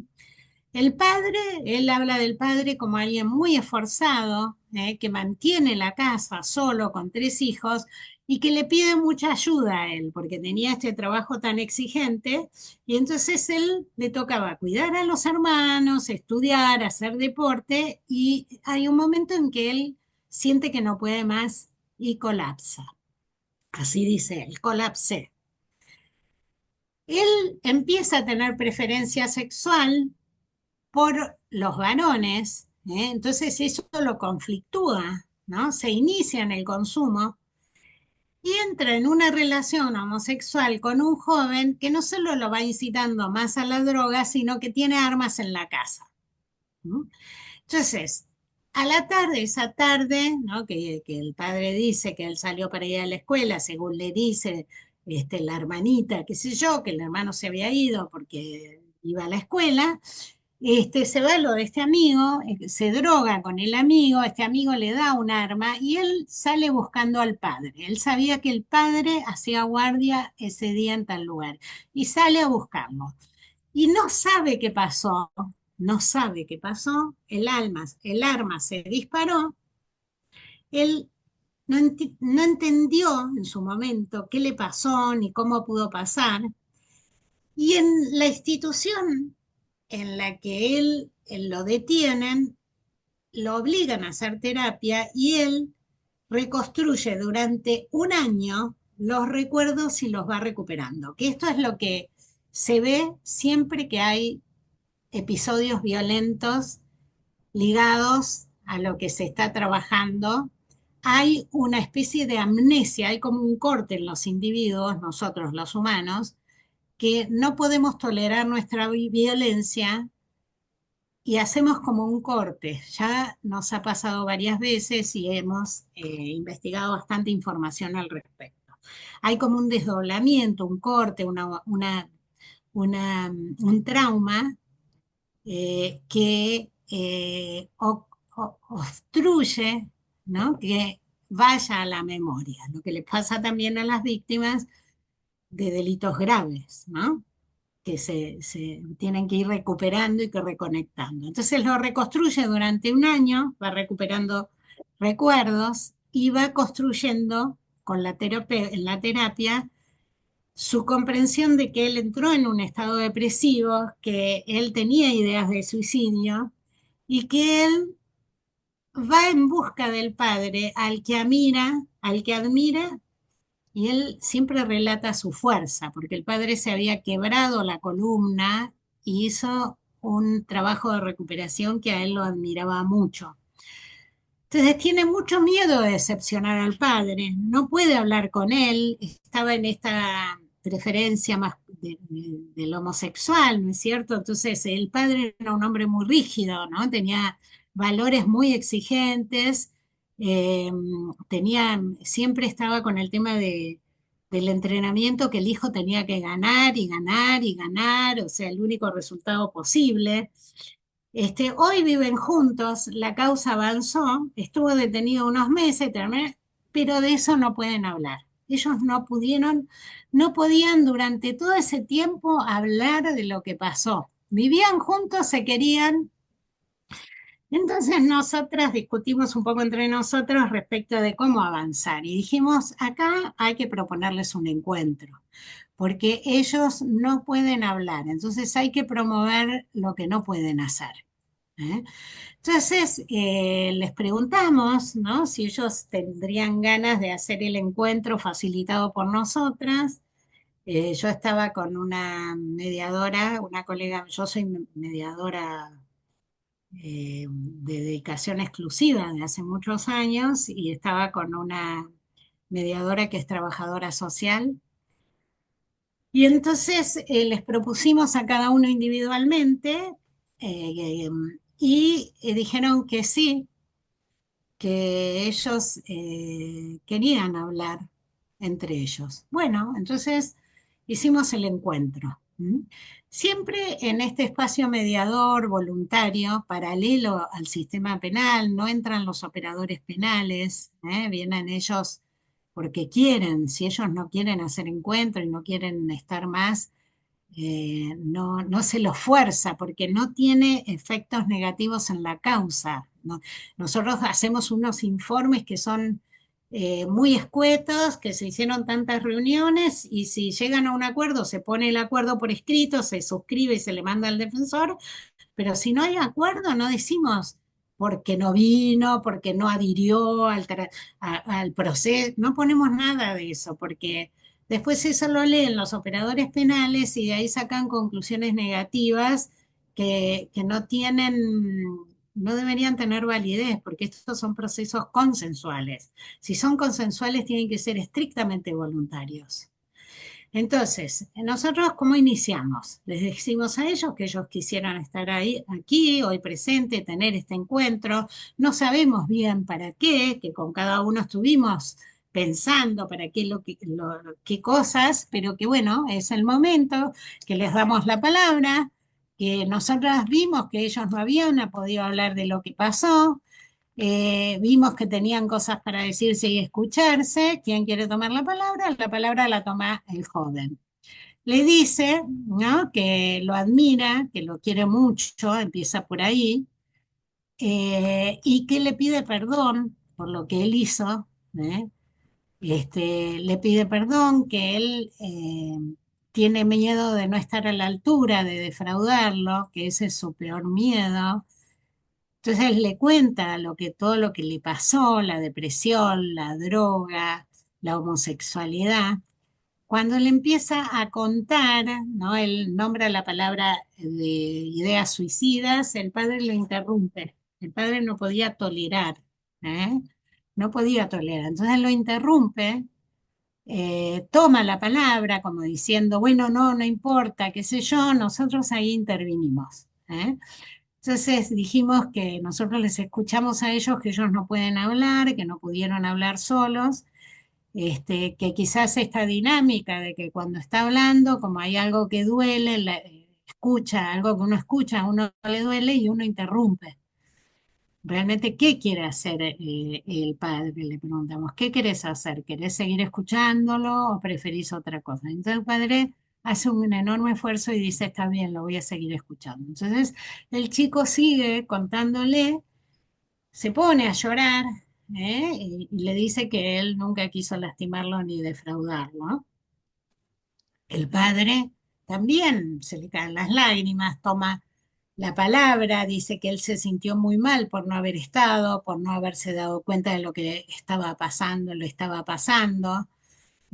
Bueno, hace mucho hincapié en que él debió haber estado, como era, como decía, muy exigente, se echa toda la culpa, ¿no? Que él debió haber estado, pero bueno, no, ahora está, ¿eh? Que quiere que corran juntos, que hagan cosas juntas, que agarren carreras. Entonces ahí intervinimos un poco, ¿no? Para el tema de ganar, si es importante ganar, es importante correr, ¿no? Nos metemos un poquito con lo que vemos de la exigencia. Le preguntamos si él quiere saber, que necesita su hijo de él hoy, que lo tiene ahí para preguntarle. Entonces el padre se queda callado, el hijo le dice que no, ahora no necesita nada, solo pedirle disculpas y que lo entienda, emoción, llanto, abrazo. ¿Mm? Entonces, vamos al acuerdo, ¿no? ¿Cómo ponerse todo esto en un acuerdo? ¿Para qué? Para que los operadores penales, acá no hay pedidos de perdón recíprocos, viste que no hay una víctima y un victimario. como dicen la literatura básica de mediación restaurativa, te va a decir el delincuente, el victimario, como ven, o como se puede ver acá, es muy bonito para ver que los pedidos de perdón, cuando hay relacionamiento sobre todo, son recíprocos, porque hay una interdependencia y cada uno puede escuchar al otro, pensar, ¿no? Es totalmente acontecimental lo que va a pasar, no se puede programar eso. Entonces, ¿cómo ponemos esto para que los operadores le den valor? En una jurisdicción penal donde lo único que pueden tomar por ahora, la jurisprudencia por ahora, es si pidió perdón o si reparó económicamente. ¿Eh? Entonces algunos fiscales se oponen, si no hay un pedido de perdón expreso, si no hay una reparación económica, con jóvenes reparación económica, bueno, nosotros no trabajamos con reparación económica, salvo que esté trabajando o salvo que el adulto diga, bueno, yo pongo la plata, eso sí nos ha pasado. ¿Eh? Entonces, dejo un poquito al margen cómo hicimos el acuerdo. Nosotros tuvimos que usar palabras puente entre el lenguaje restaurativo, que es esta otra cultura, que mira a las personas, las relaciones, las emociones, las identidades, y la cultura jurídica penal. Hay que hacer puentes. Entonces, nosotros desarrollamos un acuerdo que tenía palabras puentes. Por ejemplo, usamos mucho entrevistas de corte familiar, con objetivos socioeducativos. No es socioeducativo esto. O sea, para mi concepción no es socioeducativo. Esto es puramente diálogo restaurativo. Socioeducativo ya lo vamos a distinguir. Entonces, antes les quiero contar el seguimiento que hicimos al año. Bueno, esto se manda, se hizo el acuerdo, se manda al defensor, el defensor lo presenta al juzgado, la fiscal se opone, dice que en realidad tendría que haber sido probation porque era un delito grave y el 34 del Código Procesal Penal dice que solo la conciliación y la reparación se pueden utilizar en delitos que no sean patrimoniales, que no sean contra las personas. Acá era el delito grave, una lesión gravísima con todo ese nombre de las armas de fuego y todo eso era un delito gravísimo. Entonces, la fiscal dice correspondía a probation, porque el 34 a la conciliación le pone un límite. Y el juez homologa igual este acuerdo, hace una sentencia que es una sentencia que hizo jurisprudencia, porque dice, ¿no? Apoyado en el plexo internacional, dice que el artículo 34, que no discrimina y no es para los jóvenes solamente, sino es para todos, debe tener limitaciones cuando se trata de jóvenes en conflicto con la ley. Entonces hace todo un desarrollo muy interesante de que hace lo que se llama, que ustedes saben mejor que yo, el control de convencionalidad. O sea, le pone a la norma positiva del artículo 34 un límite apelando al plexo normativo internacional. Solo la sentencia y el acuerdo se los podemos pasar como bibliografía, como parte de los aportes. Solo contarles que al año nosotros hicimos, o sea, se homologó, se terminó el juicio, al año hacemos el seguimiento. ¿Qué nos dice el joven hijo? Dice, ahora me hablo, ¿cómo estoy? Bueno, estaba muy bien, él estaba trabajando, estudiando, empezó a estudiar computación y de la experiencia restaurativa, ¿qué dijo? Ahora me hablo bastante con mi viejo, se pudo resolver, hubo charla, hubo abrazo, fue bueno, hubo diálogo. Antes no charlábamos de sentimientos. Fue raro empezar a hablar lo emocional con él. Ahora estoy más abierto a ese tipo de diálogos. Estamos más cerca. El trabajo, el proceso fue útil para resolver y conversar más con mi viejo y también con mis amigos. Trabajo, vivo solo, entreno, estoy haciendo un curso de programación. El ingreso al PRAC fue raro, diferente a lo que veía por la tele, los juicios. Fue útil y extraña esa posibilidad. Fue útil para no terminar en la cárcel como en una película, a mí me matan ahí adentro, yo soy nene de casa, me van a hacer M. Ay. El padre. Con mi hijo estamos muy bien, ahora hablamos mucho por teléfono, él ya vive solo, estamos en contacto, imagínese que tengo 6, con él es con quien más hablo. Tardamos mucho porque las cosas recién se aclararon en el PRAC, solo no lo hubiésemos logrado, nos hicieron de guía de cómo pensar y resolver el conflicto que teníamos. Los dos necesitábamos charlar, juntarnos. Había quedado una herida, creo que hablar la cerró, la sanó y la dejó en el pasado. Él solucionó su problema de adicciones, a veces lo charlamos, lo acompaño, estoy para saber de su vida, estar ahí. Ese es mi trabajo ahora. Nosotros éramos, después se queja de la audiencia judicial, a pesar de que fue una audiencia que les benefició, ¿no? Pero dice, en esa audiencia éramos los menos importantes, éramos por debajo de quienes toman notas. En el juzgado, bueno, no éramos personas importantes, ¿no? Como que en la audiencia es de los operadores, eso es lo que está queriendo decir. Las audiencias judiciales no tienen un espacio para la escucha, ¿eh? Están para otra cosa, para estos juegos de suma cero, ¿no? De participación muy regulada, ¿no? Por sí o por no, consentimiento informado reducido. Eso la gente lo siente, ¿no? Se dice, bueno, en el PRAC nos sentimos integrados, como en las reuniones era como una charla entre conocidos. No fue una acusación ni un interrogatorio. Fue buscarle la vuelta para resolver. Bueno, yo creo que hasta aquí llego con y abro a escucharlos a ustedes. Si nos queda tiempo, vamos a la otra situación.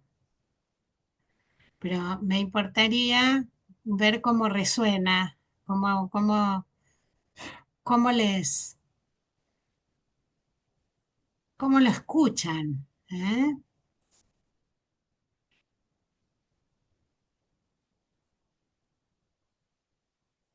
Abrimos entonces nuevamente a preguntas en el chat. No, no hay ninguna consulta por ahora, pero bueno, si alguien quiere tomar la palabra, por favor. Ahí está, Ariel, adelante. No, simplemente, bueno, excelente tu exposición, Silvana. La importancia del caso, de cómo desde el caso se construye el derecho, ¿no? Porque eso como primera observación. Y después también pensaba y reflexionaba un poco cuántos casos que si bien son resueltos desde el paradigma del derecho penal, quedan irresueltos en los hechos concretos. O sea, me imagino este caso mismo gestionado desde el paradigma del derecho penal, y cómo por ahí puede quedar resuelto a través de alguna condena o quizás alguna otra salida alternativa, pero en los hechos concretos queda claramente irresuelto. Y después también me pareció muy importante, sería importante que vos compartieras ese precedente, la importancia de la labor de ese juez que hace ese control de convencionalidad o de constitucionalidad y que de esa manera supera el obstáculo con el cual en general, yo creo que todos hemos tenido algunos casos donde existe un obstáculo del propio sistema para la resolución concreta del asunto. Así que simplemente aportar esas breves reflexiones mientras te escuchaba. Así que simplemente eso. Gracias. Sí, me gusta mucho esto que decís, cómo desde el caso se construye el derecho, ¿no? Porque a veces dicen, no hay norma. No hay norma, la verdad que no había norma, ¿eh? Acá, salvo la conciliación, la reparación integral. Nosotros le pusimos acuerdo de conciliación del artículo 59. Le pusimos que ellos habían tenido un diálogo. Después el acuerdo también se los voy a pasar porque nos llevó mucho tiempo buscar palabras que hicieran de puente. Y este juez que pone límite a una norma que claramente es una norma general, que no es especializada para el derecho juvenil, ¿no? Así que las dos cosas me parecen muy sustanciales que trae Sariel. Es interesante también ver que no hay momentos procesales propios de lo restaurativo, porque en la instancia de instrucción el defensor pensó que podía ser una práctica alternativa, como le dice el derecho penal, eh, pero como era un delito que era con grave violenta en las personas, no decidió no. Y se fue a juicio, y en la instancia de juicio lo derivan. Y la fiscal, que dice, no, lo más propio acá hubiera sido la probation, pero no apela a la decisión judicial. Entonces, ahí también los equipos que trabajan a veces son conocidos por un trabajo serio y entonces los fiscales se oponen porque no pueden, a veces por las instrucciones que reciben del fiscal general o por el contexto general, no pueden no oponerse, pero tampoco se van al extremo de apelar. Pues esa fiscal yo sé que valora el trabajo del PRAC, porque lo hemos sabido. Y lo que fue muy interesante fue en un espacio como este, que estaba el juez del caso y dijo, yo me pregunto, ¿qué piensan de nosotros? Yo no había hecho todavía el seguimiento, no tenía para decirle lo que él, porque dice que en la audiencia de juicio, en la audiencia del juzgado, donde estaba ese papá, ponderó mucho lo humano que había sido el espacio este. Y entonces el juez decía, contrario sensu, deben pensar que nosotros no somos espacios humanos, ¿no? Como que la justicia formal. O sea que también él se sintió como son situaciones que nos enseñan a todos, ¿no? Bueno, no sé si hay algo más para escuchar o me voy a... Sí, hay más, hay más. Adelante, Ana María. Gracias. Solamente quería aportar, me parece fundamental lo que dice, doctora, y quería aportar desde la experiencia este control de convencionalidad de la que usted habla, de los que usted habla, y considerando no solamente la palabra del adolescente y de quien se encuentra en interacción, ¿no? En esta restauración o posible conciliación, inclusive dentro del ámbito no solamente penal, sino dentro de otros ámbitos. Eh, y la importancia de que los operadores puedan entender que, por ejemplo, los adolescentes, aparte de ser oídos y escuchados muy activamente, de manera armónica y respetuosa, eh, considerar la capacidad progresiva, ¿no? De los chicos. O sea, esto, por ejemplo, hoy pueden ellos tener o escuchar y tomar o decir alguna cuestión referente al tema que los ocupa o razonar, y dentro de 6 meses ellos pueden considerar otro tipo o pueden cambiar de opinión respecto de lo dicho o de la particularidad que les acaece. Y esto habla de la capacidad progresiva de ellos, ¿no? Esto habla de que los chicos, como están en continua construcción de ciudadanía, como están en continuo desarrollo de todo lo que tiene que ver con su desarrollo evolutivo, psicofísico, psicosocial, que dentro de unos meses escuchemos algo inclusive distinto de lo que ellos dijeron, es también parte de su evolución. Y esto los adultos o los operadores y las operadoras debemos considerarlo como algo propio de esta franja etaria, ¿no? Esto es muy importante porque muchas veces sucede que, bueno, después cambian de opinión o tienen una opinión inclinada en otro sentido, y los operadores por ahí entendemos que este pibe no está inconcluso, o no lo pensó bien, o qué pasó que ahora cambió de opinión. Bueno, justamente la convencionalidad nos indica que tenemos que considerar su capacidad progresiva, el desarrollo evolutivo de los chicos. Esto quería decir. Gracias. Sí, sí, sí, muy importante porque en 6 meses, un año, en una vida de 18 es mucho tiempo, ¿eh? Y es una etapa, como vos decís, que estamos, yo me gusta decir estamos cuando somos adolescentes, estamos en pleno desarrollo, ¿no? Y cambio. Así que hay cosas que lo ayudan a coevolucionar y a desarrollarse y hay cosas que los retrasan, porque lo penal estigmatiza mucho. ¿Hay alguna otra comentario o algo? No, Silvana, lo que sí han solicitado la sentencia, si podrías enviarla, o en todo caso Bien, la envías a nosotros claro, el lunes y te nosotros la paso. cuando Sí. mandemos los certificados, ahí subimos también la sentencia. Perfecto, les voy a pasar. Solamente breve, les cuento ahora, o quería compartir Una, algo de las... Mil Sí, disculpas, Silvana, sí, sí, te cuento que son 6 menos 10 como para que tengas en cuenta el tiempo, eh, bien, mm, quedarían 10 15 minutos, digamos. Así que, igual, si bien. te quiere quedar un poquito más, no hay Solo problema. compartir la situación del joven que ya cuando la Defensoría saca la resolución que pone el abordaje de mediación y prácticas restaurativas como un abordaje de un proyecto piloto, el trabajo ya no es a través bajo el paraguas o en el marco de la figura jurídica de la conciliación o la reparación. Ya nos jugamos a un abordaje restaurativo autónomo, es decir, que ahora estaríamos trabajando en el Fuero Penal de Nación gracias a esta experiencia piloto contracultural y contracontextual, ¿no? de la Defensoría en General, estamos trabajando con una tercera figura, que es lo que ellos los operadores llaman el criterio restaurativo, que no es ni conciliación ni reparación integral.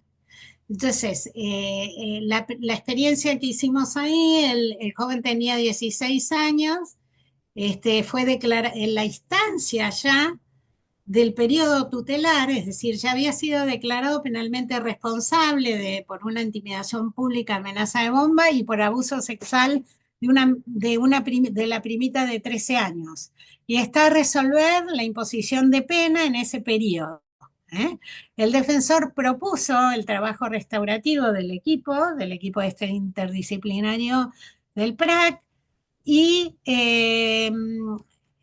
la jueza, que es una jueza nueva que intenta otras cosas, eso también es importante. ¿Quiénes son los operadores? No todos pueden aceptar esto, no hay norma que pueda obligar, porque siempre está la dimensión de la interpretación en la práctica del caso, ¿no? Entonces, el juzgado suspende los plazos procesales por 6 meses, siendo que se encontraba el joven trabajando en el proyecto piloto, vinculado a una función restaurativa, para que sea tenido en cuenta ese trabajo al momento de analizarse la necesidad o no de imponer pena. ¿Eh? Entonces, decide suspender 6 meses y a los 6 meses, después de que volvió, pone la audiencia y ahí lo absuelve, a pesar de que la fiscalía y la abogada de la jovencita se oponía. eh, y yo creo que ya no me queda más tiempo, ¿no? ¿Qué decís, Sebastián? No, si querés, no, son menos, quedan 7 minutos, digamos, para las 6, pero si están de acuerdo, por ahí nos extendemos unos minutos más, o también lo podemos socializar el caso, Sí, por vamos a adelantarla, socializar. para no hacerlo por ahí tan larga la clase. Eh, digamos, te damos obviamente unos minutos más con tranquilidad y después, para más detalles, podemos socializar la sentencia, tal como la difundimos por DGN, con los nombres tachados, pero al menos ahí tienen bien los argumentos porque coincido con Silvana que es una sentencia muy interesante. Adelante, Bueno, Silvana. entonces es unos minutitos y seguimos por el envío de materiales. Era un joven con serias dificultades de expresión que no habían sido desatendidas, tenía un problema en el agua, en el habla, la boca se le torcía, no iba a la escuela, la había dejado y vivía encerrado en la casa con la madre, la hermana bebé de 1 año, un hermano de 11 y de la actual pareja de la madre. No tenía celular, no tenía computadora. Era un ayudante de mamá. Tenía 18 años. 18 años. ¿Qué hacía? Le ayudaba a la mamá a poner la mesa, a lavar los platos. No porque eso no sea valioso, digo, solo eso. ¿Eh? Entonces empezamos a trabajar, éramos psicóloga y 3 mediadoras, aspectos de su vida que no conocía al padre, nunca conoció al padre. Había violencia de la madre que les pegaba con un palo cuando eran chicos, ahora no. Discriminaciones varias familiares. Este padrastro, no, perdón, este esposo de la madre le pagaba al hermanito de 11 una comida especial o más rica que a él. A él no le invitaba, no le compraba. Los peritos hablaban de una leve merma de la capacidad intelectual. En la escuela, cuando fuimos a entrevistar a los efectores escolares, nos hablaron de que para ellos este chico estaba en estado de abandono, pero como era pandemia, no trabajaba la defensoría zonal, si no le hubiera hecho la denuncia. Y en el tutelar que hicieron en el juzgado, las entrevistas del equipo iba siempre con la mamá, nunca pudo estar solo, no iba solo. Y las pautas de conducta que le pusieron no los pudo cumplir porque la madre permaneció internada un tiempo por embarazo y él no iba a ningún lado sin la madre. Entonces fracasó las pautas de conducta. Bueno, nosotras hicimos 10 reuniones con el joven a solas, 4 con el joven y su madre, 4 con su madre a solas, conversaciones dialogadas reflexivas, quedarnos en silencio, hablar de él, de lo que él quiera cada vez.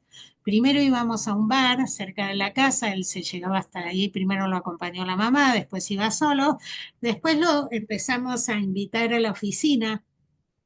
Entonces venía en subte, él estaba asustado porque había tenido un robo y le habían robado el celular y por eso la madre no le había vuelto a comprar. Venía en subte y lo íbamos a buscar a la parada y después empezó a venir solo. ¿Eh? Bueno, empezamos a trabajar con él, a que pueda hablar, a que pueda pensarse, ¿no? Lo que le gusta, lo que no le gusta, qué quiere, qué no quiere, con quién, todas cosas de su vida, de él, y finalmente empieza a pensar que le gustaría hacer un curso porque que le gustaría trabajar. No tenía computadora, entonces venía a la oficina, se sentaba otra de las chicas que no tenía la función mediadora ni de psicóloga y se sentaba con él en la computadora y buscaron un curso de computación juntos, hicieron un currículum juntos, todo para nosotros para acompañarlo que empiece a salir de la casa y empiece a socializarse. Finalmente quería hacer un tratamiento fonoaudiológico y psicológico, después no es tipo, pues, tenés que hacer, que eso es lo socioeducativo. Cuando el operador le dice, mira, vos tenés que terminar la escuela, tenés que hacer. Todo fue él como pensando respecto de él. Tuvimos que ir al hospital porque no le daban, aunque mandamos un oficio, o sea que 2 meses conseguir turnos, el chico se puso en tratamiento fonoaudiológico y psicológico. Trabajamos mucho para que él pudiera hacer escuchar la voz en el seno de su familia, para que a la madre le pueda decir que necesita un teléfono celular. para que pueda decir que quiere conocer a su papá, para que pueda poner límite al hermano que le usurpaba la habitación y el televisor, que solo en fin, todo la autoafirmación en el seno familiar. Él, vamos a la escuela donde él estuvo, lo que le importaba a la escuela, al rector, era que él vuelva y termine la escuela. No le importaba nada de la amenaza de bomba, sí mucho, pero que el logro más importante para ellos era que él terminara. Entonces le hicimos todo ese diálogo con él le dan ganas de terminar, él quería terminar la escuela en realidad. Entonces le hacen un plan, termina la escuela, entra en la escuela que sigue, que elige dónde va el primo para ir, y se trabajó fuertemente en estos 6 meses en las cuestiones para su desarrollo. Pudo recuperar su capacidad de viajar solo, retomó los encuentros con sus amigos, consiguió gestionar con la madre el celular, terminó el taller de computación y dio todas las materias en ese plan, suscribió con la escuela el compromiso y tiene más claridad sobre lo que quiere a futuro. ¿Eh? Quiere trabajar y poder seguir, estar reenganchado con la terapia, reenganchado con su trabajo de fonoaudiológico. ¿Eh? Y ahora estamos empezar el trabajo. Él en su terapia está revisando el contacto de lo que él hace con los efectos, ¿no? Sobre todo en lo en relación a su primita. En terapia está trabajando fuertemente porque hay un desconecte todavía de él emocionalmente con lo que hace para seguir después trabajando con la primita y con las familias recíprocas. Eso fue presentado por el defensor en el momento de la audiencia para imponer pena. La jueza lo homologó, se opusieron de nuevo también las fiscales, pero no apelaron. Y bueno, y es un trabajo que no es ni conciliatorio ni reparación integral, sino abordaje restaurativo autónomo. Hasta aquí llegamos. No estuve tan mal, Sebastián. Yo siempre necesito mucho tiempo, me paso, no sé calcular, pero es 18:01. Estuviste excelente, Silvana, así que ya Gracias, gracias. te pido disculpas por la advertencia del tiempo, pero a veces sucede que como ya se cumple el tiempo se empiezan a desconectar y más que nada por eso. Entonces, no, no, excelente. Abro si querés, si te parece bien, como una última ronda de preguntas. No, no tan ronda, sino si alguien quiere hacer algún comentario, pregunta, observación. Vas a ver en el chat si lo abriste, los comentarios Sí, que lo tengo están acá abierto. poniendo. Así que todos resaltando que estuviste excelente, así que perfecto. No sé, Ariel, si querés hacer un comentario de cierre, unas últimas palabras y ya iríamos finalizando también. No, bueno, muchas gracias. Agradecerles a todos por el esfuerzo, por la hora, pero bueno, sobre todo a Silvana porque realmente nos deja a todos ciertas herramientas como para seguir profundizando en este camino que es el tema de la justicia restaurativa. Yo recuerdo como que allá en el año 2000, me acuerdo cuando se empezaban a visorar algunas cuestiones con respecto a la mediación. Y hoy ya, por ejemplo, en muchas provincias, ya el primer abordaje es el enfoque de la mediación. Bueno, yo creo que de la mano del régimen penal juvenil, de la justicia de niñas, niñas, adolescentes en conflicto con la ley penal, estimo que en algún momento ya esto que muchas veces soñamos, que es este nuevo paradigma, estas nuevas herramientas de justicia restaurativa, indudablemente se va a ir imponiendo a poco, lo cual es excelente. Bueno, simplemente agradecerles la presencia de todos, sobre todo ahí al querido Adolfo Sánchez Alegre de ADEPRA, que ha sido defensor interamericano, niños, niñas, adolescentes, Y bueno, quedamos a disposición de todos. Bueno, aclarar que por ahí recién advierto por algún chat del grupo del Consejo Federal que justo hubo algún error con el dispositivo para la cantidad de asistentes, por eso vemos que eh, simplemente éramos 100, pero hubo mucha gente que quedó afuera, creo que había como 400 inscriptos, pero bueno, ya nos vamos a ocupar de que este encuentro tan importante quede grabado para quienes quieran acceder en cualquier momento. Así que simplemente aclarar eso porque recién lo acabo de advertir en el grupo del Consejo Federal. Así que bueno, muchas gracias a todos, saludos a todos de mi parte, felicitarte Silvana y agradecerle nuevamente a todos porque muchas veces después de trabajar, bueno, le damos continuidad a esto y sé que muchas veces es un esfuerzo, un plus, pero que indudablemente es parte de nuestros oficios y de nuestras capacitaciones también. Así que nada, simplemente eso. Muchas gracias a ustedes y adelante, adelante, no, no bajen brazos, intenten los intersticios, fuercen la normativa, fuercen a la jurisprudencia a decidir, no se acobarden quienes ejercen la defensa. Bueno, muchas gracias Silvana por estas últimas palabras. Muchas gracias Ariel también por el cierre. Sumarme a los agradecimientos a todas y todos ustedes. Así que eso. Quédense tranquilo que la grabación, bueno, se estuvo grabando y la vamos a subir en los próximos días. Así que la van a poder encontrar en el canal de YouTube del Consejo Federal, además de también en redes. Bueno, sin más entonces, terminamos aquí y nos vemos la próxima. Buen fin de semana largo.